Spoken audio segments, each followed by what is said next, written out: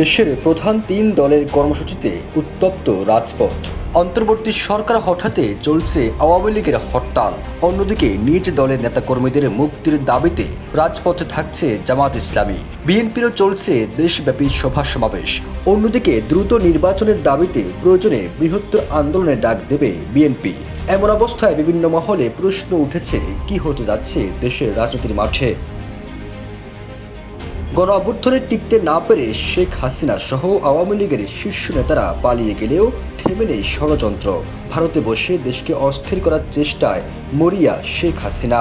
তার এই ধারাবাহিকতায় হরতাল অবরোধের ডাক দেয় আওয়ামী লীগ। তবে মাঠে নেই দলটির কর্মীরা। দলের শীর্ষ নেতারা দেশে না থাকায় গ্রেপ্তার আতঙ্কে দিন পার করছে কর্মীরা। শেখ হাসিনার পতনের 6 মাসের বেশি সময় পার হলেও জামাত ইসলামের শীর্ষ নেতা এটিএম আজহারুল ইসলামকে মুক্তি না দেওয়ায় মাঠে নেমেছে জামাত। ঢাকা মহানগরে বিক্ষোভের ডাক দিয়েছে দলটি।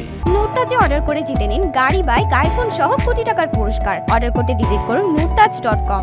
এদিকে হাসিনার পতনের পর মাঠে আওয়ামী লীগ না থাকলেও বিএনপি জামাতের মধ্যে দূরত্ব প্রকাশ্যে রূপ নিয়েছে।